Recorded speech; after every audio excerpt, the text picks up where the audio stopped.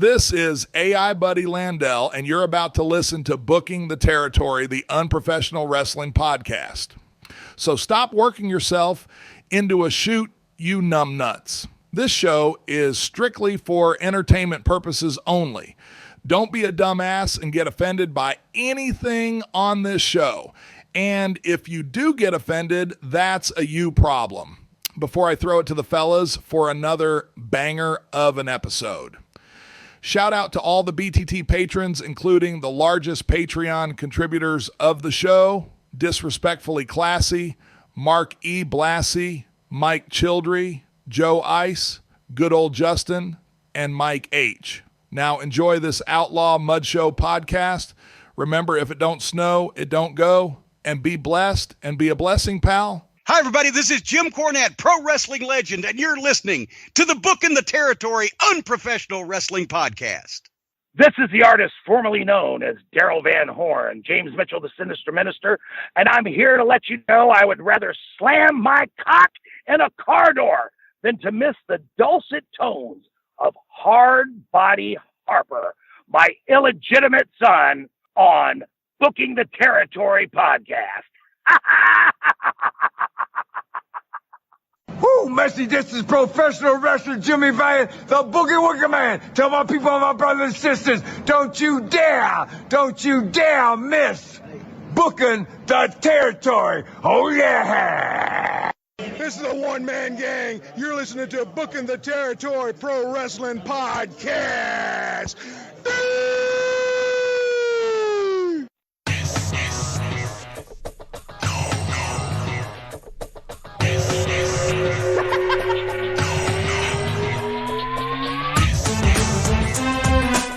Welcome back, everyone, to this week's episode of Booking the Territory, the unprofessional wrestling podcast, where today we are covering WCW Saturday Night on TBS from May the 15th of 1993. We hope you had a great Thanksgiving. It is now, or I think we're almost into December. If not, we're almost there. So the push to Christmas and the holidays is all on. So happy holidays, Merry Christmas, whatever you celebrate. Don't work yourself into a shoot, whatever you do during these trying times. If you're listening to this on YouTube, make sure you subscribe to the channel. Make sure you hit the like button on the video, and make sure you type a comment or two with what you liked or didn't like about the episode. It definitely helps the channel grow. It makes Harper very happy, who's not with us today, but we'll get into that in a second. Doc, let me welcome you in. How are you today? As always, a blessing is upon us. Happy holidays and Merry Christmas and Yuletide thinkings to you and yours. Have you done any Christmas shopping yet? Fuck no. Okay. Me neither. I don't feel bad. So, well, let's just briefly explain what's going on here, just so everybody knows. And sometimes, I mean, we kind of have to talk our way through this sometimes too, just to make sure we're straight. Because if we're in a rhythm, it's just we record on Tuesday nights, and our only stress is making sure Harper remembers that it's Tuesday, and can tell us what time like the other night he was late because he woke up from a nap. He came home and got him a nap, and we were already recording. But normally we go on Tuesday, so.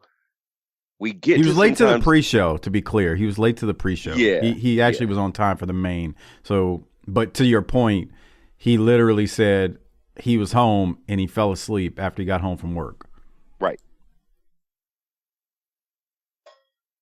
So, what we're doing here is that we're going to be moving some stuff around because y'all have already celebrated and had your turkeys. We have not. Yeah. So we got that. We got some familial obligations and things going on, and we're also trying to make sure. So it's more important to us to make sure that the show comes out and we have a show in the can, than to gymnastic around that week and try to get one in when it may not happen, and then we would miss a show, and we don't do that. So we're a little early here, and that's Harper will be back. We're recording in a couple of days with him. And he'll be back for sure. And we're going to keep rolling. Now, I have a question for you.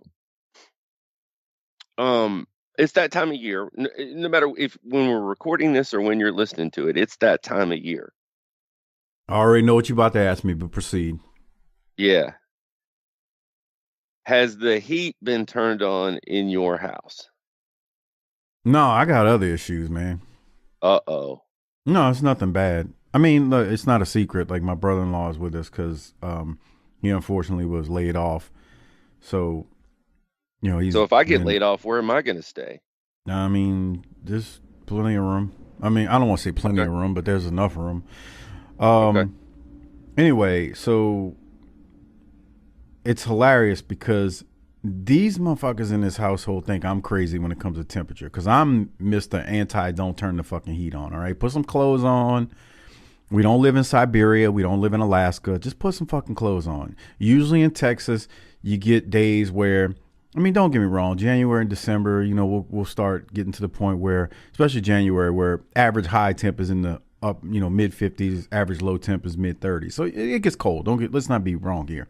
But usually, I mean, we have pretty mild winters here for the most part, outside of a few Arctic blasts that we get. So I'm usually the one who's like, look, just put some clothes on. We ain't got to jack this heater up to fucking 78 degrees in this house. Well, we've got our first little chill, I'll call it, of the season lately. And so, me, I'm all for that because the less I got to sweat and be hot, I'm great. And I will put some clothes on in a heartbeat before I jack the heater on. So last night, the temperature really got into the mid 40s, I believe. And even before overnight lows, it was in the mid 50s. I got the windows open. I'm like, man, I'm enjoying this. I'm loving the fact that, we don't have this damn AC running because, our AC takes a beating in the Texas heat. So I'm enjoying it. Yeah. My brother-in-law, so of course, the Mrs. and the mother-in-law, they cold. My brother-in-law literally says, can we turn down the AC? He wanted the AC on. I'm like, dude, it's 55 degrees outside. You don't need no AC. Just open some more windows. For a second.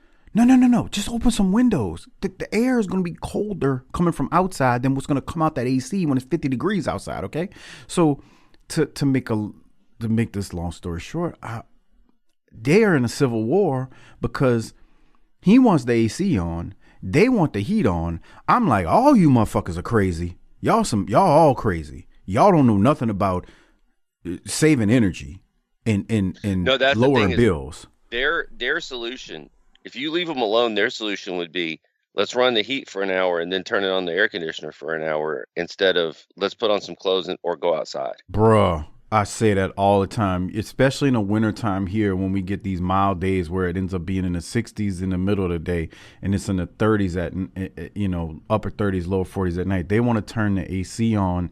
They want to turn the heat on in the morning and then turn the AC on in the evening. I'm like, all you're doing is wasting money. You're just hemorrhaging money. So, just reverse money print. So, I'm guessing your heater went on. Well, here's the thing, and it's partly my fault. It was, let's turn on the heater last night, and I just want to knock the chill out. Okay. You can turn it off before you come to bed. Okay. I forgot. Like I was taught, you kind of start dozing off in the chair and watching TV, Sports Center or whatever, and I forgot. So that damn thing was on all night. I'll never recover financially from this. I hate when they say I want to knock the chill out. Put some clothes on. Because then if your wife is like mine, she gets hot at night. She starts with cold.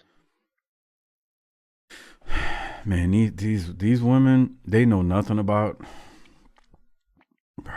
I told you this a long time ago. For the lady in your life, no convenience is too small to pay any price for. I got no words, man. You know me, I drive all over for soccer, and I will take every opportunity I can to not have to drive on one of the many, many taxpayer-funded toll roads around here. Oh my God! Speaking of ripoffs, yeah, and you got that phone tracker for things. If she's taking him to practice, you can track every time it's going down that toll road. Every time. Well, that's the fastest way. That's true. That's a correct statement. But it's only 3 minutes longer to go this other way. Yeah. I don't like the we get ripped off with tolls here, but again, that's a whole nother story. Okay, so I got another question for you because we sound like old men right now. We need to sound. We're yelling at clouds, man. Yeah. Life's not that bad, so let's shift gears here. This is something that will have already happened by the time people hear this, but I don't want to talk about it in a way that's that. You and I talked briefly this week about the Jake Paul Mike Tyson fight, and it's tonight in real life, but it will have happened a couple of weeks ago when people get to listen to this. So my question is not who do you think is going to win, because I'm of the opinion I think that's a kind of an irrelevant question. It's kind of like asking who's going to win the third match at WrestleMania. It's interesting, but it's not a legitimate contest. I think there's a fix in. I think it's been scripted. What do you think? I don't know what to make of it. What's Mike, 58 years old now? Yeah. I'm gonna look it up and fact He check is. myself. Okay, so I don't know what to make of it. I don't like Jake Paul at all. He's a buffoon, if you ask me. For nostalgia purposes, I want to see Iron Mike just knock his ass out, even if it is a work. I didn't even realize till last night. Just so you know, I'm with you on that. If this is a legitimate contest, I'm rooting for Mike. The other day, I didn't realize until a couple days ago it was 8 2-minute rounds instead of 3. Yeah. I haven't watched legitimate boxing in so many years. Outside of, ironically, That's a weird statement. Legitimate boxing. Well, what I mean by that is, I lost interest in boxing many years ago. Silva every now and then would message me. There was this fighter from New Orleans. I think it was his last name was Prograis, and Silva used to always tell me, "You gotta watch this kid from New Orleans, man. He's from where you from. You gotta watch him. He's really good." This is several years ago. I don't know what ended up happening with Prograis, but I watched a couple fights of his, and every now and then Silva would tell me to go watch this fighter or that fighter. But for me to sit down and watch actual boxing, I'm a UFC person. Like I like the UFC over boxing. Boxing's really too hard to follow. For me, UFC is a lot more simpler, even though it's MMA and you're grappling and I just feel like the weight classes are in the one big organization. Boxing has too many champions for me. I can't follow it. So where am I going with that? I don't know if you ask me who's going to win, I would say both of their bank accounts. like I don't know what but they're getting paid, but I feel like they're both getting paid a lot of money, and that's my first thought. Both of their bank accounts are going to win, but I don't know what to think of it, man. I haven't watched boxing in so long, like consistently, that I just don't even know. I don't know, man. What do you think about it? My thing is, I think Tyson is, because those Paul kids have all the money. I think he's getting a huge payday to put Jake Paul over. Put him over? So you think it's a legit work? Yeah. Okay. You've ruined me. If y'all are mad at me, blame Mike. This is 100% Mike's. My learnings from him over the years to trust nothing and to look for the work. Like I told my wife the other night, she goes, "What do you think's going to happen with that shit?" And I said, "Is it a thing?" And she said, "Yeah." I go, "Then it's a work, because everything is a work." I think Tyson's going to have to stand out there for a few rounds and make it look good. And I hope I'm wrong. Here's the thing. I hope I'm wrong. You hope you're wrong in what? That it's not a work? I would love that it's straight up and Tyson goes out there and just delivers a clinic. Now we're going to have to do a show on how it goes since you asked about it beforehand. I can already hear Jaworski. You fucking idiots are talking about this, bro. I mean, can you make it a little more timely? He's one of the ones. And then what happens is Jaworski's working when he tells me stuff like that, but he riles up the stupids. The stupids. You know, because that's the thing in society now. Let me work the idiots into a lather so they go after the guy I'm just joking with. Yeah, that's true, because people don't understand nuance. Boy. But go ahead. Back to Tyson and Paul. I don't know what's going to happen. The other part that's hard is I'm going to be on the road driving. We got to drive out of state for soccer. So we're going to be on the road all night. I don't know. I'm going to hopefully get to see it when we get there. I got high school football. Tyson slapped Paul in the weigh-in, and it looked goofy. So that's another thing that made me go, look, this shit's staged. Yeah, you know, I'm curious. We do have. I know Kevin Carter out there. He's a boxing expert, and there may be others that I'm just not aware of. I'd love to hear what he had to say about this. So, Kevin, email me if you hear this, and I'm just curious after it happens or before. After it happens, you know, what your thoughts were. It says the fight purse for Paul versus Tyson is about $80 million. This is according to sportingnews.com, which means Paul could earn half that sum for taking part. Because Paul said at the pre-fight conference, I'm here to make $40 million and knock out a legend. It is expected Tyson will make over $20 million for his fight against Paul. Though he has gone through hard times, Tyson believes the money he will gain is just an afterthought. That's the real. That right there is the real leverage point of whether or not this is a work or not. If he's got money doing weed with Rick, okay. But if he needs this money, anything's possible. He goes on to say, this fight is not going to change my life financially, Tyson told Sport Bible. If I did it for free, it's not going to change my life. My wife is constantly telling me you do not need to do this fight. This is what I want to do. This is me. I'm seeking my glory. This is on sportingnews.com. Anyway, I don't know what to think of it. Like, I sure will pull up. But you're gonna watch I will be at high school football playoffs. It will be on at that same time.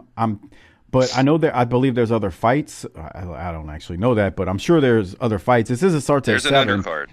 So that tells me they're not going to go on until after 10. So I don't know. I might be done with the game by the time they're on, and that'll be a challenge because then I'll be driving home depending on what time it comes on. But it's on Netflix. I'll try to see what it is.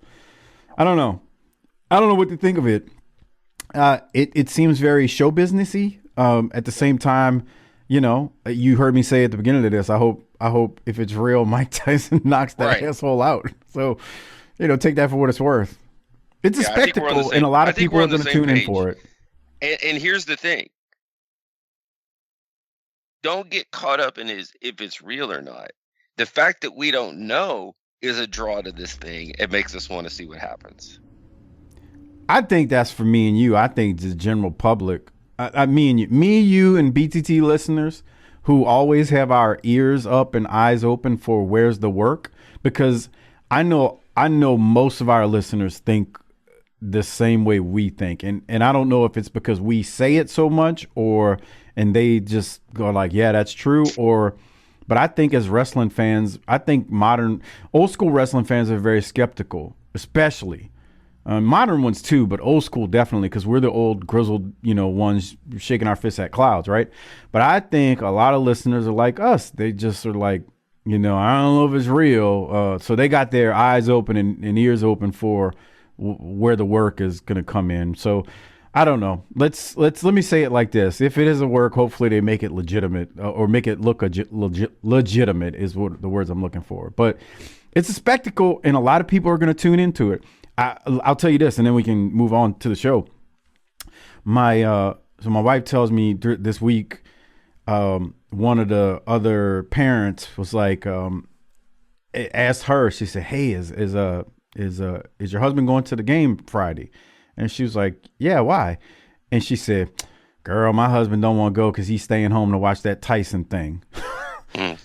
So and he's an old brother, man. This dude, man, they must have had kids late because he's in like his early 60s and his daughter's 16, 17 years old.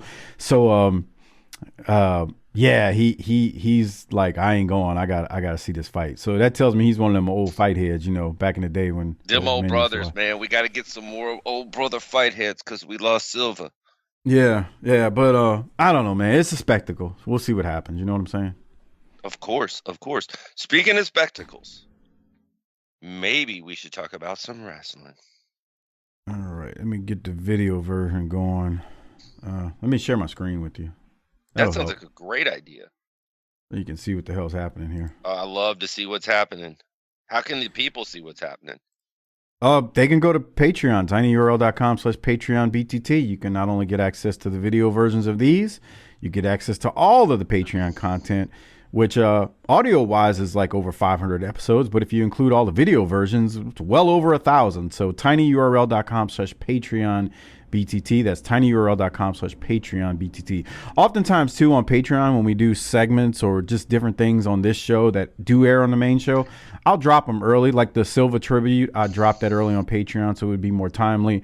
But not just that, like we get into NFL talk, college football talk on Patreon as well, just all kinds of stuff. I mean, I've lost count now, but we're well over 500 audio only shows and well over 1,000. Not a million. tinyurl.com/PatreonBTT. The only place you'll be able to listen to Slamboree or watch the video review of Slamboree 93 is on Patreon at tinyurl.com/PatreonBTT. So that's all the WCW pay-per-views we've done through 1993 at this point, all of the clashes that we've done through 1993. We got another clash coming up too, Doc. I believe Clash 23 towards the end of December. All available on Patreon. JV Goon Squad shows as well. On that note, we will start talking about, May 15th of 93. Again, this week's episode was taped on May 3rd of 93. This is the second half of the taping from that day. We are teased with the Flair for the Goal segment that we'll see this week, which we're going to play this one, I believe. I know. It is Pillman and Austin with Flair and Arn, and it is I think it's great. It's one of my favorite Flair for the Goals. That said, Doc, anything in the opening before we go to Max Payne versus an unnamed enhancement talent that we're not told who Max Payne is wrestling? Look at 58 seconds in. Sure. Look at the sign and the kid sitting next to it. You said 58 seconds, so we're almost there. Max Payne got a problem, take it to the max. But he misspelled Max Payne, and maybe he's the WCW speller. I think it would be unfair to put that on that young kid because he misspelled Max Payne multiple ways. He doesn't have Max spell right or Payne spell right. Well, then, yeah, I don't know what to make of this. Look at this kid's look. Keep trying to freeze it on with just the sign. You gotta leave this poor little kid alone, man. He's just a kid. I know, but no, the kid didn't make the sign. The kid is sitting next to the sign. Look at that kid. That looks like Harper, man. No, that don't look like Harper. It does. Like Harper's. That guy's not built bad. The enhancement guy's got a physique. Yeah, did you? I don't know if you noticed. They never say his name. They never put a graphic up. You can't really hear the announcer say who he is. So in my notes, I have Max Payne versus unnamed enhancement talent. Correct. There's no graphic. Shivani and Larry don't mention who the guy is either. It's just is what it is. He's got a nice build. He's definitely really green in terms of wrestling, the way he's selling. Kind of like overdoing it. But yeah, it's all right. It's a quick match, I'll tell you that much. He puts him in the painkiller real quickly. Yep. And there was that. Any other thoughts on it? No, you got it, my man. You got it. So then from there, they go to a British Bulldog promo. I'm not going to play it unless you have something from it, but it's meat and potatoes. He says he's going to take the belt from Bader Slamboree, and I don't really have much else from it. Did you? My take on this was I like that he's getting into something big here because this guy's he's a star, and we want to use stars here. You can never have too much talent.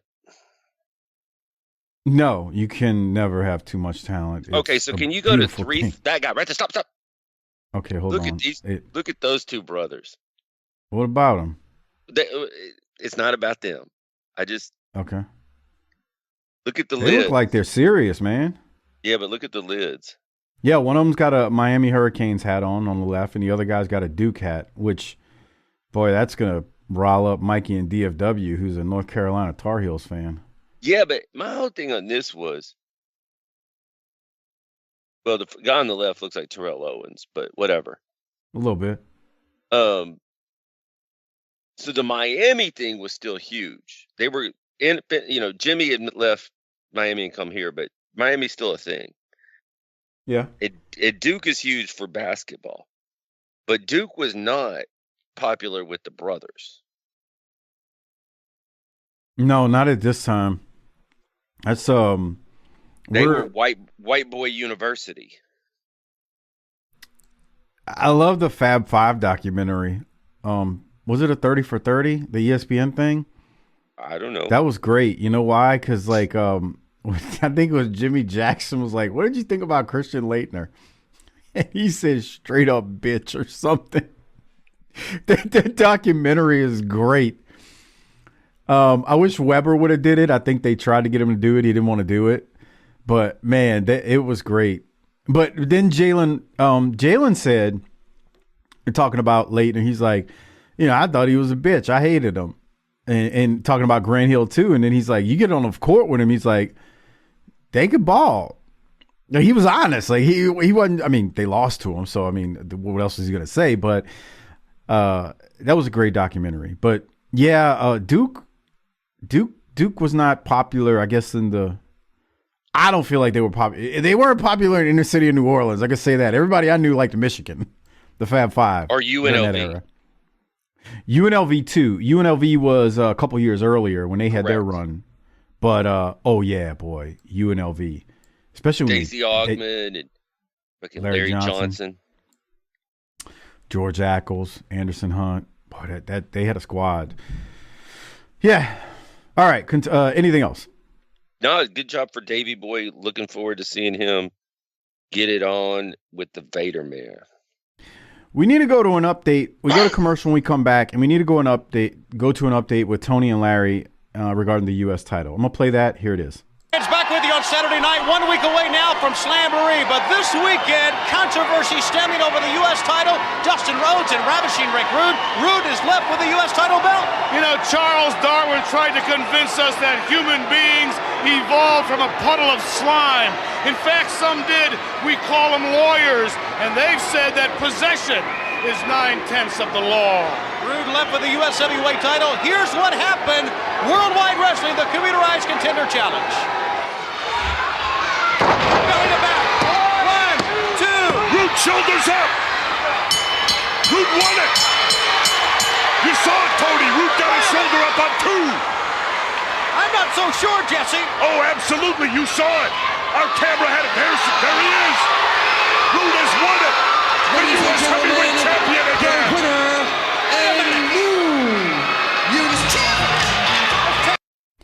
So if you watch the replay with us when they throw the worldwide between Dustin and Rude, Dustin hits a belly-to-back suplex on Rude, and the ref thought Dustin didn't get his shoulder up, but Rude did. But on the replay, you can actually see that there are 2 refs in there, and they do see that both guys actually got their shoulders up. So all that to say, there's even now more controversy, which I actually like this, related to the WCW US title. Doc, what did you think about this?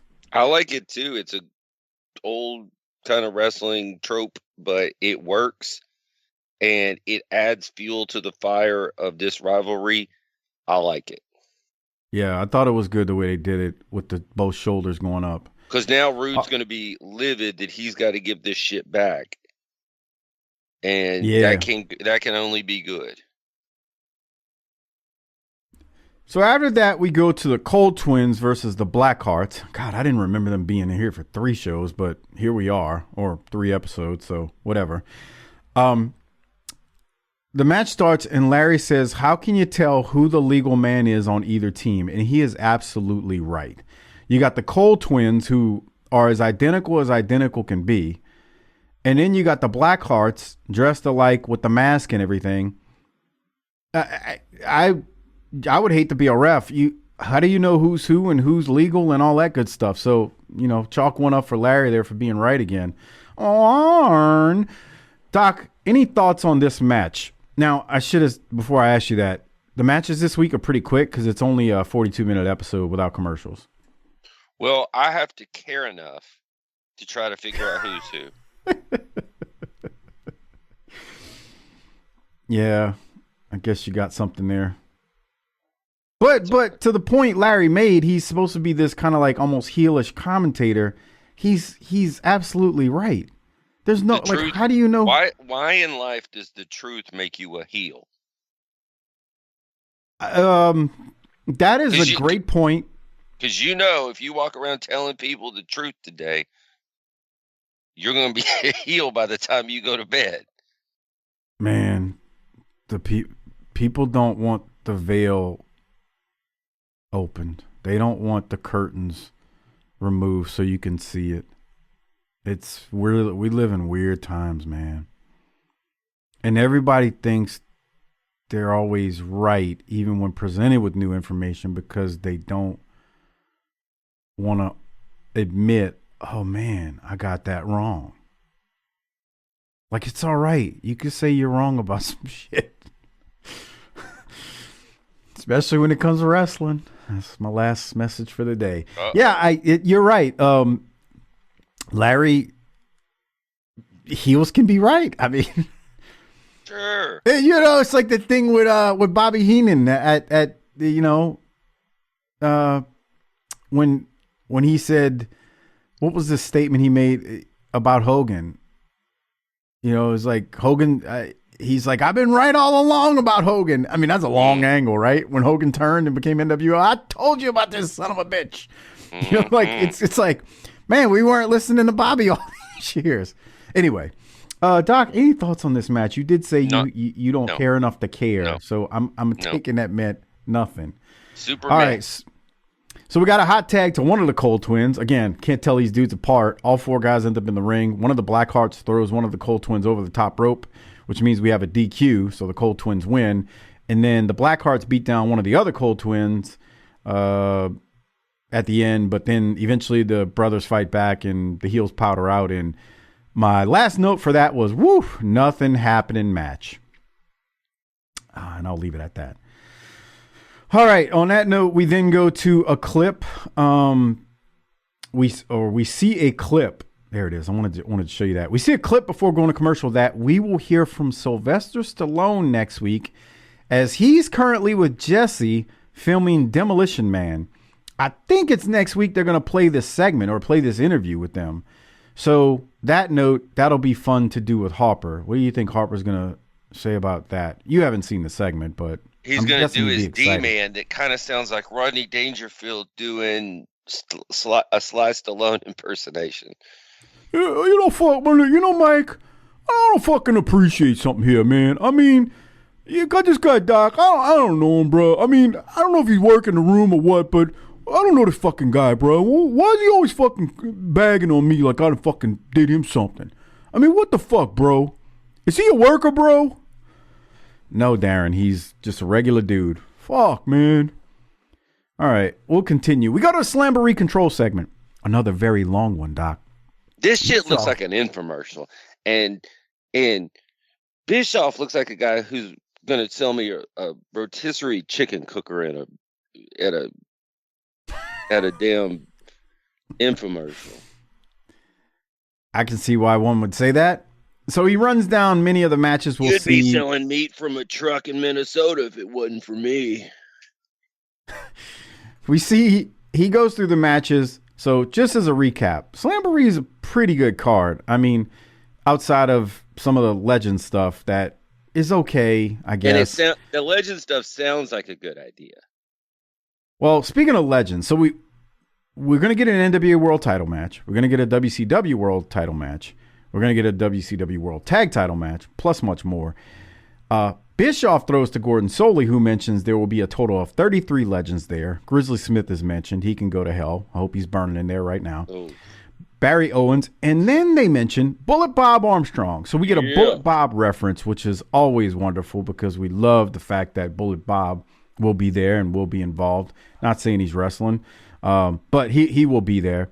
And then Gordon, lastly, before we wrap up this segment, he throws the footage of Wrestling 2 in the ring. Any thoughts on the segment outside of Bischoff trying to sell us a rotisserie chicken cooker in an infomercial? We see a Wrestling 2 clip here, and I love those, man. They're short and they're fun for me. I like them. And also, here's my question. They announced Scott Norton versus Sting. Why are we going to beat Scott Norton already? Bro, I don't think Scott. Did you go to high school with him? Well, come on, man. You're not old enough to go to high school with him. I believe he's not on that card. Nice. I think he ends up not. Yeah, that's right. Because Crockett and I were talking about it, and I was just double checking in case you're like, why can't I see the video, Mike? Crockett. Sting ends up battling the Prisoner, and I won't say riveting. I won't say who the Prisoner is. I'll let you do some digging in between now and the next segment. Anyway, so Norton is not going to be there. So, but your point would have been good. You had a good point. It's like, why would you just brought him in? Why would you feed him a Sting? Because the logic would say Sting would win, right? Yeah. You wouldn't have Scott Norton beat Sting. Maybe you do a DQ. I don't know. I don't know what they were thinking when they booked that. Maybe that's why Scott Norton doesn't show up. Any other thoughts on the segment? No. Bischoff does look like a cheesy executive. Oh, God, I mean, he is one, but it's glaring when you see him in these segments. All right, Doc. Well, we go to the next match, which is Van Hammer versus Mike Moon. Once again, they don't show the graphic of the enhancement talent that Hammer is about to wrestle. The only reason I know is because I knew this guy from the Indies back in the day. We talked about him several weeks ago. He was on several indie shows during the 90s that I was on. And I tell you what, Mike Moon's one thing I wanted to point out to you. Mike Moon's a big bastard. He's a big dude. He's a big dude, but look how tall. This tells you how tall Van Hammer is, because Van Hammer's got a couple of inches on him. Yeah. Talking about height, nothing else, people. Come on. I'm just saying. That is until Fuller gets out there, and then we might be talking about something else. Yeah. So during the match, Robert Fuller, Colonel Robert Parker, I'm sorry, comes out there, and he's got a stretcher with him. Any thoughts before we go to the finish of this match? Or did you have anything from the match? Nothing from the match, man. He comes out with a stretcher. He wasn't joking. His honor has been besmirched. I say. It's ridiculous. The gimmick is so bad. It's so terrible. All right, well, we get a hammer rock suplex, the old slingshot gimmick. Mike Moon takes it. And then Hammer wins pretty quickly. And again, Robert Fuller's got this. Robert Fuller, I'm going to keep saying that instead of Colonel Robert Parker for whatever reason, is out there with this stretcher. So for now, though, after the match, we're going to go ringside. We got Colonel Robert Parker sitting on the stretcher. Tony Schiavone and Van Hammer approaches. Let's see what goes on here. Let me just say this. When he said mint julep, I popped. I laughed out loud. Here it is. All right, Colonel Parker. Let me tell you something, Parker. I don't like what you're doing here.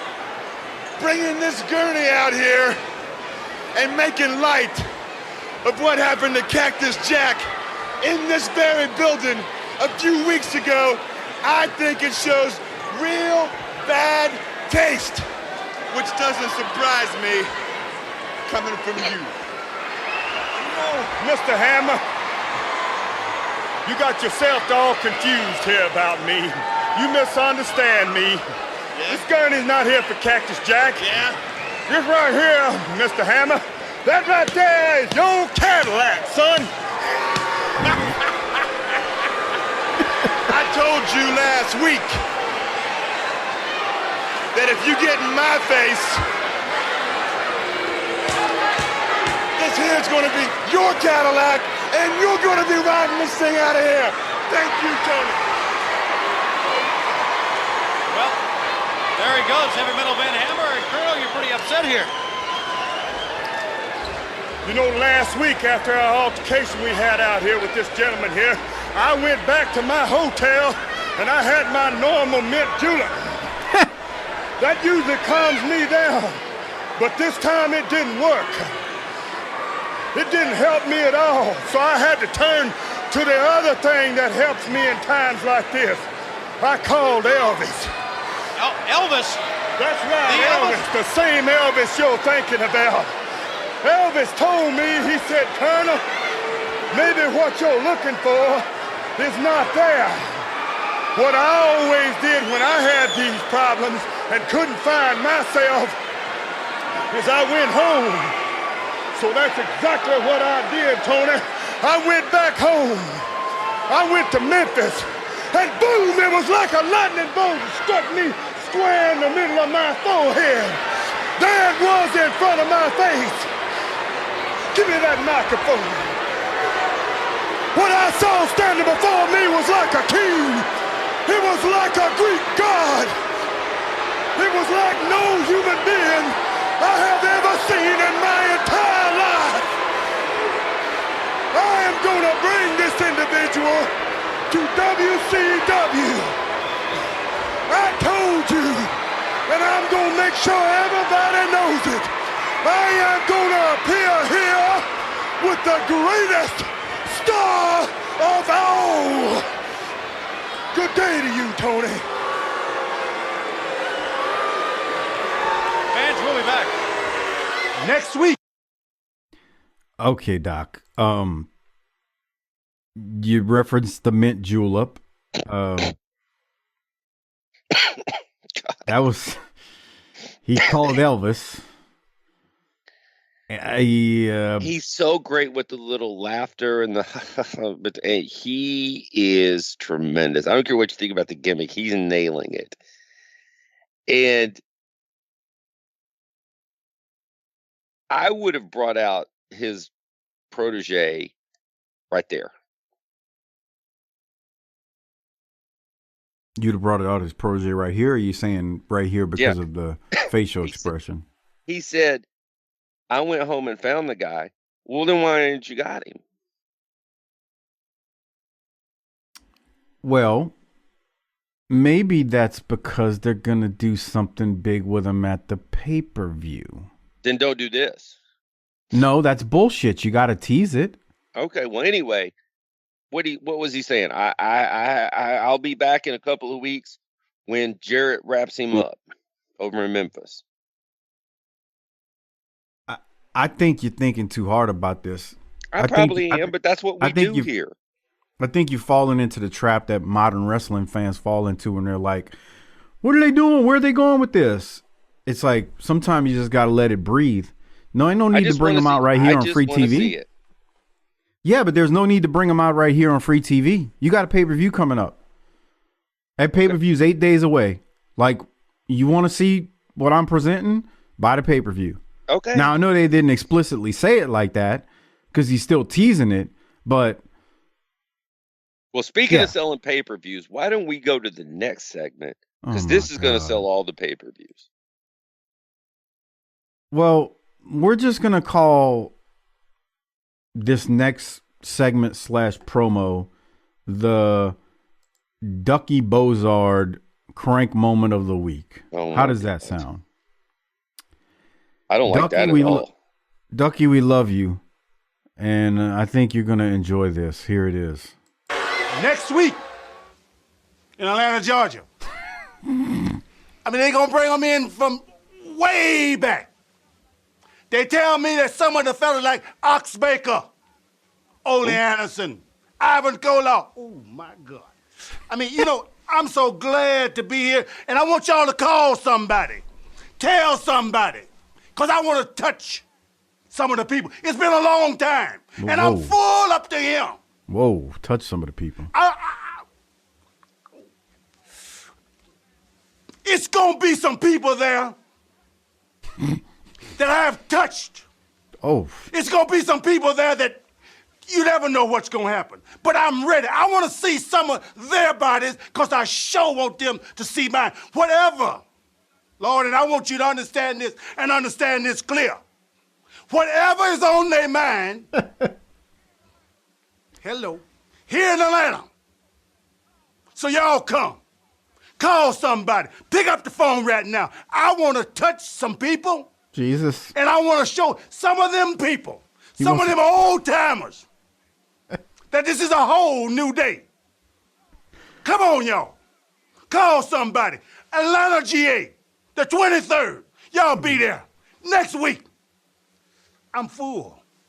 Oh, my God. Doc, what the fuck? What are we watching? Man, I was waiting for him to start passing the collection plate for the building fund. Oh, my God. Oh. The whole, he's talking about touching people. And I'm like, and he kept saying it. I want to touch somebody. Oh, hold on, pal. Ducky's over there touching himself driving into work or at home as he listens to this when Bolt's cutting his promo. But Jesus Christ. What exactly did he say? He didn't even say pick up the phone and order the pay-per-view.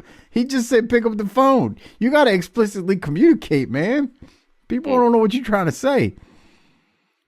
Holy crap. He said, did you hear him? It's like 3 or 4 times. I'm going to touch some people. Whoa. All right. Any other thoughts, Doc? Well, I'm sure that sold all of the pay-per-views. I guess. Well, we've been talking about these Flair for the Goal segments for we got to get to this one. We've done this before. Let's do it again. Yeah. So let's go now. I'm going to chop this up. I'm going to play the first part. But that's what we've been doing. We've been chopping it up. So let's go now to Flair for the Goal. It's going to be with Austin and Pillman. This is the first part of it. Just a couple minutes. We'll pause it because Missy makes a reference here that I think needs to be discussed by me and you. Let's hear this first part now. Here it is. Here we go. Woo! Baby, you're looking great. Double A, we're gonna slow it down a little bit tonight, brother. After that party last week, we gotta bring things back down to earth. Here we are. It's a Flair for the Gold. We're live again. It's Penthouse Paradise, and as promised, another really big show. We got the World Tag Team Champions here. We got Double A over here. We got Fifi. We're 1 week out from Slamboree, Legend Reunion at Double A. I know 1 week from now, you got Barry Windham for the World Heavyweight Championship. You ready, Double A? You know I am, champ. Brother, I know you're ready. Are we ready for the World Champions? Oh, wait just a minute. All you guys out there, take that deep breath, because I'm going to let Fifi walk that aisle for all of you. Fifi, bring it down that aisle one more time. Ooh. This is why we are Flair for the Gold. This is why we're all the way live and getting back to next week, Slamboree 93. Missy, baby. No, Missy, baby. Stop it. What's wrong? All the way here, I got a run in my ass and I broke that nail. No. You left me on the side of the road. And you I didn't know she got out of the car, you. Hey, Missy, we're aware of your many talents, honey. And you're a pretty good reporter, too. Just relax. Reporter, too? Well, let me tell you something, Double A. Not in this lifetime, not even on your best day, could you be a 60-minute man. Ooh, I'm not touching that, Double A. I think the ball's in your topic, man. Honey, you gotta get a grip. Calm down, everything's great. And have a seat, relax. Tell your little servant lady that if she wants to look good in that outfit, I think she needs to see a doctor. And let me tell you something, guys. You haven't seen the last of me. Whoa! Hey! Jeez! Well, I told you we were gonna slow the show down a little bit, but as usual, we're cooking. You okay, Double A? You said bottoms up. I guess she took it literally. Well, I guess she did. You okay? Yeah, I guess so. All right. Well, as promised. So I need to. This is why you got to be a patron so you can see the video version of these. Missy makes a reference to Fifi, and she kind of like shakes her top and says, you know, if Fifi wants to look good in that outfit, she needs to see a doctor. And Missy looks at her chest and kind of shakes a little bit. So it's like Missy's making a reference like that Fifi needs a boob job, which you know, again, you couldn't pick that up just from the audio. You could from the video. Would you agree with that? Job. Huh? All women need a boob job. Okay, I'm not going to say that. You know, it's mighty white of you, but anyway, did you take that reference there from Missy that way? Here's the other thing. I don't see what the big deal is about Fifi. I mean, nice lady apparently in real life, but like, I'm not head over heels over Fifi. I mean, she seems your speed. What? What is that? Just the color of her hair, you know, the color of her skin. That's all. Oh. No. All I said was no different than any time you or Harper see an African-American female on this. You go, oh, look, that's right there. That's Mike right there. I do the same thing and I get, what does that fucking mean? You're not funny with this. You think you're funny, but you're not. You think you're fucking funny, you ain't fucking funny. Somebody needs to tell you all that, Mike. Yeah, we're not funny. But I see all these things on Twitter about how people were driving and almost ran off the road when one of us said some shit. All right, well, that's whatever. Right. Anyway, that's right. Dude, Missy threw those shoes and the second one bounced straight off of Rick's back. Just boing. Bro, I almost played that again because I'm trying to remember what Arn said. Hey, you said bottoms up. She took it literally. That's what it was. That was funny. All right. Any other thoughts before we go to the second part of this where Pillman and Austin come out? I need you to push stop at 31:15 when we get there because Arn's face is great. This is all awesome here. So let's hit it. And that's when Austin says how much you pay for that old statue over there. Yeah, he looks and Arn's face is like, you son of a bitch. Yeah, right. Let's get it. What did you say it was? 31 what? 31:15. Let me make a note of that. Okay. I'll hit pause. Omaha. All right, here we go. 31:15. All right, let's go to the second part of this now with Austin and Pillman as they come in with a Flair for the goal. Here it is. All right, well, as promised, the World Tag Team Champions, Flying Brian and Stunning Steve Austin, the Hollywood Blondes. Here they are. Woo! All right, Flying Brian, all right, brother. Good to see you. How you doing, Rick? God, I didn't hurt you there, did I? No, you got a pretty good grip for a young fella. How you guys doing? Good. Hey, I can't tell you, we're thrilled to death to have you on the show. You know, Brian, I've known you 5-6 years now, brother. You're finally at the top of your game. Steve, just caught your act in the last couple of months, but Double A tells me you could be the man someday, brother. You guys got the straps now. You're the champs. Yeah. You're on top. What do you think, huh?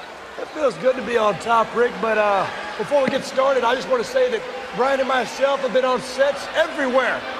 And this is top-notch. This is the best I've seen. You've done well for yourself, old man. I don't know, Steve. Man. Feels a little stuffy in here to me. Feels a little stuffy in here. Like, I feel like I'm in a museum. You got some great antiques here, Rick. How much you pay for that old statue over there? Steve, that's Double A.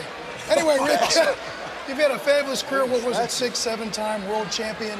9 times, Brian, 9 times. Yeah, but that's you. Could you do me a favor? Yeah. Could I get your autograph? Mind you, it's not for me. My great-grandmother is a big fan of yours. Oh, geez, Brian, you know, well, for the sake of your great-grandmother and for the sake of people that grow old, you know, we all grow old, but very few of us get great, Brian. Hey, speaking of great, I was in the history books just the other day, and I was looking back, way back, when you, Rick, and Double A were part of a elite organization. Was the Four Clovers, the Four Hunchbacks? No. The Four Horsemen. Oh, you mean that famous backfield from Notre Dame? Well, similar. We did about the same thing for wrestling they did for Notre Dame. You know, we blazed our own path right across the country. We dominated. Well, you dominated, Rick, but that was yesteryear. That's all in the past. Well, If the Four Horsemen were around today, they wouldn't stand a chance because the Hollywood Blondes are the team of the 90s. You're looking at it right here.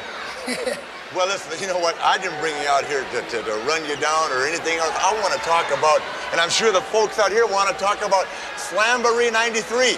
You got Shane Douglas, you got Ricky Steamboat, you got the steel cage. You're looking at you guys. You ready for the match? Look, Rick, we've already given Steamboat and Douglas a brush with greatness. Let's not lose sight of the fact of the real reason we're all at Slamboree. Thanks to the generosity of Steve and myself, we're flying in all those has-been, washed-up, old-timers, these so-called... Right there, Doc? You wanted to pause right there? If you've got kids, you've given that look this week. His eyes he hasn't changed much, but his eyes are a little bit more narrowed. He's like, what are these motherfuckers talking about? Am I going to have to get up and slap one of these sons of bitches? It's a very, very slight change in his look, but he does not care one bit for what he's like, is this motherfucker saying what I think he's motherfucker? I just wanted to sit here and enjoy this, and now I'm going to have to get up and do something. And keep in mind, now he's listened to them now for a few minutes, and he's already heard that, how much do you pay for that old statue over there? And then Arn's like, oh, they're talking about me. So Rick's trying to be like the nice host of his show, Flair for the Gold. Arn's like, oh, no. These young bastards they're being just. That look is so great. Yeah. That's the look that you're going to give when they start talking about turning on the heat or turning on the air conditioner, and you've got the windows open and you're sitting there thinking about all the money you're saving, not spending, and they start going, Mike, that's your look. Yeah. It's such a great, it's so simple. It's so easy to miss, and it means so much if you let it mean so much. Yeah. Arn is not happy at this moment. All right. We're going to continue because I got a little bit left for this. Pillman and Austin, Flair and Arn on Flair for the Gold. Here it is. Lose sight of the fact of the real reason we're all at Slamboree. Thanks to the generosity of Steve and myself, we're flying in all those has-been, washed-up, old-timers, these so-called legends who are falling on hard times, and we're going to bring a nice, hot, home-cooked meal to them. And I got to believe your right-hand man, old Double A, might be first in line at that buffet because it's obvious he hasn't missed too many meals lately. That's it. That's it. No, wait. Double A, hey. Double A. Hey, brother, we're going to let this slide tonight. We got a hot show going here. You guys, you know what? You got to remember one thing. You were the guests on my show. We're the stars. You're out of line, and you're out of your league on this deal, pal. No, this isn't worth this, Double A. Like I said, you guys are the guests on my show. We're not going to take this. You sit down, we'll forget the whole thing. Arn dropped his watch. That's what you heard hit the table. I got to say, Arn, who are we kidding? You guys are going to be there, too. You get together with the rest of the old codgers, maybe after the meal, play some checkers, choose some raisins, maybe soak the dentures. You guys can have a snow time. Is that right, huh? Yeah. You guys are coming across pretty good right now. Maybe we should talk about this a little more seriously. Well, maybe I was getting ready to ask you a question, Rick. Maybe before you blow that pacemaker, you tell Brian and myself, are you ever going to break out those mothballed old trunks of yours with the wool on them and get that robe that's made out of pterodactyl feathers and get back in the ring? Or can you cut the mustard? Oh, is that right? Well, maybe I can break that stuff out right now, and I can show you how to cut the mustard. Get him a Geritol on us. A Geritol on us? You guys are stars on my show. This is my show. Geritol on us. Do punch the cowboy boots the cheek. This is my show. 9-time world champion. Beat me on the move. Calm him down, baby. What is this kind of talk? You bring guys out here trying to make stars out. Beat me, this is my show. Have some respect. Jesus, I can't get over this. Calm him down, Pinky. Calm him down, baby. I'm trying to keep myself together and make it up. Okay, we got a soak your dentures reference from Austin. We got a watch your pacemaker or blow your pacemaker out. I mean, they were laying it on. He said that his robe was made of pterodactyl feathers. They were, Austin and Pillman are laying it on thick. It was for this was. And I guarantee you, Rick told him to. Like, oh yeah. Rick likes them both. He always liked Pillman. You know he likes Austin, and you know, man, let's get these four talking and cutting promos. Rick takes off his watch. That was great. As bad as the other episodes have been of this thing, this was great. And we've talked about it before. Shit. That's what you use this thing for. Let's get this shit going, man. These four guys need a feud. Yeah, these Flair for the Gold segments have not been all that great. The one with Vader, I mean, it wasn't horrible, but it's just, there's nothing really to take from it. The one with Barry, they got out there in Austin and Pillman. They did business. Were special. And for that matter, Flair is like, he's trying to keep his cool. Arn lost his cool earlier. All right, at one point, he goes from that look to all right, that's it. And you've sat in your house while wives and children are talking a bunch of nonsense, and just sat there with that look on your face, like I can't believe I'm actually listening to this. And then somebody says something, and you go, all right, that's it. Yeah, you reach your breaking point. I always talk about breaking point. Everybody's got a different breaking done that point. sitting in our house with our familial units where we've tried to let this go. And it'd be like if your kid and your wife are fighting and one of them goes too far and says the wrong thing to their mom or your wife, and you're like, I told my kid once, I told the trail, I said, look, if anybody else on the planet said what you just said to my wife, what do you think I would do? And he looked at me, he goes, I get it. I'm sorry. What did he say?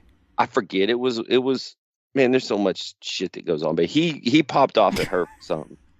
And I gave him the arm, like, all right, that's it. Look, I can light you up right now, but just think about it from my perspective. If anybody else, we were out somewhere tomorrow, and somebody talked to your mom that way, would you be mad? Yeah. What do you think I would do? I get it. Oh, man. Arn's nonverbal is taking the watch off and dropping it on the table. He's over there doing the table. He's over there doing the old Stan Lane. He is scoring without the ball. Okay, so he did two things. He dropped the watch. He took the watch off and dropped it on the table. You hear it go clunk. Then he starts unbuttoning the shirt, the wrists, where you got the buttons on the wrist. He starts unbuttoning those because he's got to get loose. He was great. It was a great segment. It really was. It really was phenomenal. It's going to get the Rolex. I mean, you got to give it the Rolex. They dropped the Rolex in it, so I mean, it's got to get the Rolex. I mean, from even the Missy part, don't let that overshadow you. The whole thing was a great Flair for the Goal. Finally, yeah. Well, we come out of Flair for the Goal. You got anything else before I go to this Austin and Pillman promo? Because they're not done. No, they're not, and let's keep it going. All right, here they are. Back again with a Hollywood Blonde. Some very uncomplimentary things to say to the Nature Boy Ric Flair on the Flair for the Gold just a few moments ago. With all due respect, Mr. Schiavone, what are you, stupid? The Flair for the Gold is old news. Speaking of old news, how about Ric Flair and Arn Anderson? We brushed them with greatness, just like we said we would. As far as I'm concerned, it's a Flair for the old. And I'm pleading with you. No, I'm begging you to talk about something just a little more current, if you would. Speaking of current events, we all saw right here on national television, the Blondes were violated. WCW has allowed Ricky Steamboat and Shane Douglas to make a complete fiasco out of our tournament. We tried to provide an opportunity, but no, Steamboat has to perpetrate a second-rate grade school prank and come out here masquerading like two Mexican river rats high on tequila. Well, let me tell you something. It's over.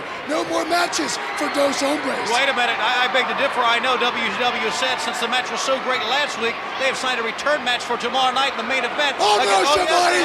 No way. The Blondes are not going to be crucified anymore. You can talk to our lawyers, our attorneys. We're out of here. Forget any more matches. Let's go to the ring, and we'll try to talk about this later. He called Dos Hombres Mexican river rats drunk on tequila. Oh, fuck. God. Oh, my goodness gracious. I don't have the results. I didn't look them up. I guess I could have from the May 9th, 1993 main event episode where the match supposedly happened. But way to go all out for the show. Appreciate you that. can look it up if you'd like it. Yeah. I just thought about it on the fly. Yeah. Anyway, I mean, obviously they didn't lose to him because they still have their belts. Man, Pillman is clicking right now. They're stars, man. Stars. The only thing I don't like, and boy, this is going to probably get some attention from the fans. Austin hasn't learned how to project his voice well, so sometimes I can't hear what he's saying. Now I'm he's gonna let you stand on that island and die alone because the thing of it is I want to hear what he's saying because he's good and he's obviously going to fix it, but sometimes I can't hear what he's saying because he's not like projecting. I don't think it's that bad, but okay. Okay. I disagree. Any other thoughts on Austin and Pillman? Hey, that's your right to disagree and be wrong. And we don't have to we don't have to fight about it. We can just still be friends. How about that? We can disagree on something and still be friends. Okay, fair enough. What a concept, right? Yeah. Says the guy who gets heated up at more stuff than most people I know, but okay. All right, I'm messing with you. Let's continue. Any other thoughts from Austin and Pillman right there? They're great. They're stars. Man.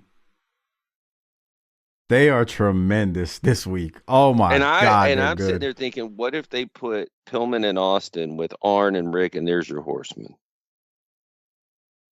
Yeah, God, they would be world champion, U.S. champion, world tag team champion. They'd have all the gold like the old horsemen used to have.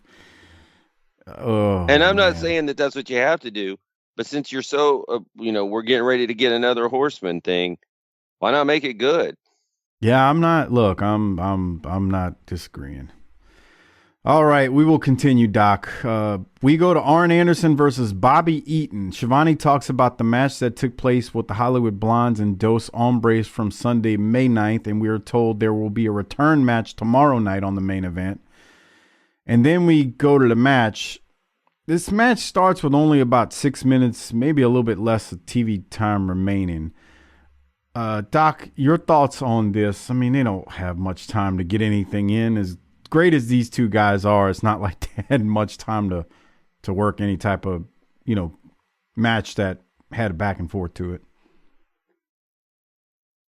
I'm glad that Arn's getting a shot at the pay-per-view, but this should have been at the pay-per-view where they could stretch out and go and settle a grudge. All right. Yeah, I mean, I forget what's happening on a lot of the secondary shows, but I hear you when it comes to these two. And it is Arn and Bobby. I mean, they could have a 20-minute match and it'd be phenomenal. Because they just know what the hell they're doing. I had that backdrop. My first note was this is a main event anywhere in the world. Look at this backdrop on the concrete. Bobby loves doing that. Bobby, you go to high school with him? So my question about that was, how do you gimmick that? I mean, I to me, you gotta kind of like disperse the impact across your back and the rest of your body. Bobby takes it on his side, so he kind of takes it on the hip. I don't that that hurts. That's not you can't gimmick that. It's concrete. That was it's my kind of question. like how do you gimmick Cactus taking that power bomb? Well, Vader carried him down as far as he could and let him down as light as he could without making it look like bad. But yeah, ain't much you can do to gimmick that. He took that on his hip. You could see it clear. Yep. Mm-hmm. I mean, he lands on his left hip hard. Look at it. Watch it one more time. Look at that. Oh, Jesus Christ. That's what I was saying. I was like, this needs 30 minutes so that they don't have to rush and do shit like this. Yeah. All right. Anything else? Because it was very quick. It's just filled with what could be. Yeah. You're sitting there like, okay, it's never going to be bad because it's these two, but what could we get done here? Well, if you're watching the video version, you just saw the finish. Bobby with a boot to Arn's face. You go to high school with him. And then Bobby comes off out of the corner. Arn catches Bobby with a spine buster. 1, 2, 3. Arn Anderson defeats Bobby Eaton. Again, it wasn't a real long match, 6 minutes or so. And I'm not going to say the wrong guy won. I mean, it's Arn. But, Bobby Eaton's, I guess, better days are behind him in terms of most of any type of major push he would get as a tag team member. Although he was really interesting as one of the Blue Bloods that time period later on in the 90s. Anyway, Doc, any other thoughts before we continue and we go to Barry Windham's closing promo from the show? Let's hit it. All right, so here it is. Barry comes out to talk about Flair and the Horsemen. The NWA champion, Barry Windham, with his Harley, has made it here to the arena, and yes, you are 1 week away. I'll tell you what, Shivani, I came out here to give you a chance to talk about something that you've been dying to talk about for about 2 months, and that's Ric Flair. You want to talk about him? Let me hear what you've got to say. Well, let's talk about the return of Nature Boy Ric Flair. Your thoughts on that? I'll just end it short and sweet for you since you don't know exactly what to ask. Ric Flair has had his chance and has had his run as the NWA Heavyweight Champion. He has been in the light, so to say, for his time. Now it is my time, Barry Windham, the NWA Champion. Arn Anderson seems to think that he's going to step in and take the NWA Championship away from me. Now, Ric Flair wants to start the Four Horsemen all over again. But Ric Flair, the Horsemen are a thing of the past, and they don't stand for anything that I stand for anymore. You're way too complacent for me. The only things that I care about now in life are the NWA Championship, myself, and this motorcycle. So, Arn Anderson, on the 23rd, when you step into the ring and you want to be the NWA Heavyweight Champion, just remember, this is your first time to step up to the altar. You've been a bridesmaid before, but this time you're not going to make it through. I'm the groom, and I'm going to walk away as the World Heavyweight Champion, and I'm going to leave you standing. Because my old man told me one time before, he said, Barry, he said, they're all pinned up. He said, but you get to run free. And I'm like the wind, and I'm a lone wolf. I'm not a Four Horseman anymore. Barry Windham, fans, we will see you. I love that promo. What did you think about it? There were some good points in it. It was a little rambling and like, wait, what? Also, my question is, that motorcycle is super loud. How come we didn't hear it come in? Did they just roll it in? No, you could hear it. I started it after it was kind of like he had revved it. I know, but we didn't hear it get into the studio. Well, I mean, you got to be the only one thinking about that. I didn't really care. Oh. The reason I say I liked it is he calls a horseman a thing of the past, and there's an argument to be made there at this point. I mean, it is 1993, and the horsemen, when were the last time they were a thing? It's been years. I'm not saying you don't have elements that aren't a thing. I mean, obviously Arn is, what he is, and Flair is what he is. But in terms of the Horsemen being a legit faction, at this point, no. And I love the line when he says the Horsemen don't stand for anything that Barry stands for. I thought that was great. I thought Barry, this is funny because Barry's a heel here, but he's not a member of the Horsemen as a heel. I think most of the time we think of him as a heel. He's a member of the Horsemen. He's somebody standing on his own. So that's what I loved about it. I just thought I thought he was believable. But anything else? Because that's how the show closes, Doc. That is how the show goes off the air. We got to rate it. We got to hand out the Toot Toot Award. Before we do it, remember, consider becoming a patron. tinyurl.com/PatreonBTT. It's the only place you can listen to the Slamboree review on this show, along with all of our WCW pay-per-views through 1993 and Clash of the Champions through 1993. tinyurl.com/PatreonBTT. Get all that audio gold, including the video versions of most of the shows we do at tinyurl.com/PatreonBTT. There is a way to gift someone a membership now. I'll put that link in the show description. And I mention that because Christmas is coming. These holidays are here. Ho, ho, ho, motherfucker. Your woman is going to give you some, your woman or significant other or whatever you have is going to try to give you something that you don't want or need. Well, tell her to gift you the membership of a BTT patron.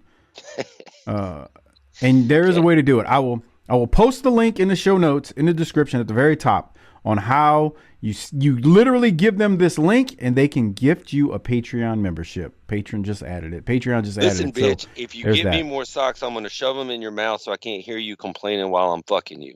So how about that?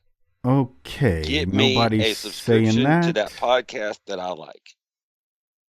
You know, it just never fails, man. I mean, we're going to have this talk with Harper, I know, when he's back next week because he's supposed to be back. But it never fails, man. The holidays come every year, and I get, what do you want? And my first thought is, don't spend any money. That's a gift. Yeah, please don't spend any money. Yeah. Please. And, well, that never happens. It's always, let's go spend money because... Hey, but I want you to feel special. Okay, so make me feel special by acknowledging that you heard me and don't spend any money.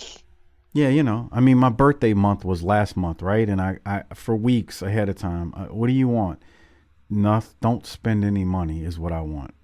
Like, don't go to Starbucks when you don't need to. Don't go to this place when you don't need to. You know what would make me feel special? Having enough money in the bank so that I could retire one day and not have to go to the shoot job. Jesus Christ. Because that's all I think about. Every day. Every day, it's all I think about. How much longer do I have to do this? Because I don't want to do this anymore. Yeah, I don't want to do this anymore. Also, before we rate it, hand out the Toot Toot Award, quick mention. December 7th, Pontchartrain Convention Center in Kenner is the Wildcat Revolution Rumble. It's the annual event where Wildcat does a big show. I believe this is their 14th one, so it's their 14th anniversary. Again, Pontchartrain Convention Center. We need to tell the people about the big promotion they're doing. The first 30, no, I think it is 30. The first 30 BTT listeners that message Luke Hawx directly with the hashtag BTT will get a free pass into the show. Okay, that is not true. But by all means, feel free to aggravate Luke Hawx and DM him on Twitter or Facebook. Mike and Harper said if I message you, I could get on the list to go to the show. Please, yes, DM him and piss him off. Fuck Mike, man. I'm about to do a D-Man accent, but I can already hear him. Dude, can you stop telling people to message me? I got people messaging me. They're mad about something, and they're saying you said to do it, to DM me. Man, come on. You know how people are. We didn't say anything, but they took it the wrong way. We're sorry. It won't happen again. And then next show, we're going to do that shit straight at the end. Anyway, Saturday, December 7th at the Pontchartrain Center, 7 p.m. bell time. Go to Wildcat Sports on Facebook to find the ticket information. It's a loaded card. The Dudleys, Mandy Rose, Sandman, Mark Henry. A lot of big stars are going to be there, including Wildcat stars as well. So check it out. December 7th, Saturday night, 7 p.m. all those motherfuckers. Yeah, I agree. The champ is fighting his son in a cage that night. They got some personal issues they need to settle. All right. Well, Doc, we got to rate it. Hand out Toot Toot Rolex. Let's rate it first. What are you going to give this one? I got a feeling I know what you're going to give it, but go ahead. I'm going to give it a B+. Shit, I'm giving it an A. Okay. Toot Toot Rolex. Who are you giving it to? I'm going to go a little bit different than you're expecting. I'm going to single in here and give it to Arn because we're always a fan of scoring without the ball, and that's what I feel like he did.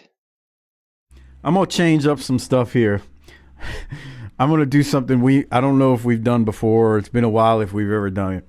Arn's going to get my Toot Toot Award. Pillman and Austin get the Rolex. I'm giving because Arn is the originator of the Toot Toot Award because he doesn't mean to toot his own horn, but toot toot. He was phenomenal. But Austin and Pillman were special. They were exceptional. The pterodactyl feathers line that you caught, the soaking your dentures, it just went on. Feathers. It just went on and on. Geritol comments. I mean, it was. The Geritol comment got Flair too. His face. Yeah. The dentures one was great. I mean, they were just all. How much you pay for that old statue over there, Rick? And Arn's like, looks left and right, and he's like, these sons of bitches are talking about me. And then it was all right, I've had enough of this. You know, like, it was too real. That's enough. Enough is enough. We all reach our breaking point. Arn reaches breaking point. It was phenomenal. That segment was exceptional, and I absolutely loved it. And that's why Arn gets the Toot Toot, and that's why Pillman and Austin get the Rolex. So there's that. And I just thought, again, this is an A. I love this episode so much. Honestly, it was all because of Flair for the gold, and then Pillman and Austin's Flair for the old. And don't forget, we're not even talking about Colonel Robert Parker here and his mint julep. That's true. I'll give it an A-. You talked me into it. There you go. See, I took in new information, and I changed my opinion about something. It's great. I'm so happy. It's wonderful. See, people can do it. They sure can. Anything else, Doc? Anything we need to talk about before we get out of here this week? This is a good episode. We got one more before the pay-per-view. The go home show that we go home show. Anything else? Well, no, I think we should go home. And there you go, man. Amen. All right. Well, we're going to get out of here. Appreciate you all listening. Make sure you listen to AI Eric Bischoff at the end of this episode. Retweet the show, repost it on Twitter. Contact Luke Hawks if you got feedback, all that good stuff. He loves hearing from listeners. He doesn't, but we always say that. But make sure you retweet, repost the show on Twitter. These damn Twitter algorithms now, they ain't for the little man.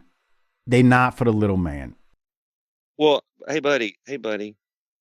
Maybe we should head over to Blue Sky. I tried that yesterday.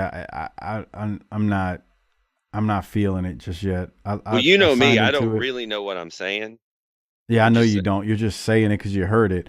I mean, I do have I did set up a Threads, which is like the I'm gonna call it it's the meta version of Twitter /X. It feels, yeah, it's all right, but you know. Let me just repeat. If you see the show posted on X/Twitter, his mama called him Clay. I'm going to call him Clay. It's Twitter. If you see the show posted there, when you see it posted, I should say, retweet it, repost it, whatever the hell they call it now, on Facebook, share it for us. It helps the show. Those algorithms like that sort of thing. And lastly, like I said at the very beginning of the show, on YouTube, post multiple comments. Please, it does help the show. Like the show, subscribe on YouTube. It greatly helps. Subscribe on all audio platforms as well. Helps the show. And don't forget, I haven't seen a 5-star review lately. If you post a 5-star review, we will read it on air. So don't forget to do that as well. On that particular note, Doc, I think we're blown up. It is time to roll. Why don't you hit the tagline and we will get on out of here. Book it. Bitch. How the piss do you people listen to these useful idiots? These dipshits think they're fucking funny, but they ain't fucking funny. And somebody needs to tell them that. This goddamn show needs more D-Man and less of dipshit Doc, hard-boiled Harper, and this Vanilla Ice Snoop Dogg mumble mouth Mills. You have to be an imbecile to find these three fuckers entertaining. Fucking clown show. This is A.I. Eric Bischoff. No, I am not the real Bischoff, so don't work yourself into a shoot like these useful idiots in the wrestling media field. With that said, congratulations on making it to the end of this week's show. Don't forget to send your comments about what the guys discussed tonight to Luke Hawks on Facebook and on Twitter or X or whatever the piss they call it now. The rumor is Luke likes answering BTT fan mail. Also, do the guys a solid by liking the show's Facebook, X, and Instagram pages. And don't forget to like and retweet or repost the show on all social media platforms. Lastly, become a BTT patron member where you get tons of extra shows. You can join at tinyurl.com/PatreonBTT. Until next week, piss off.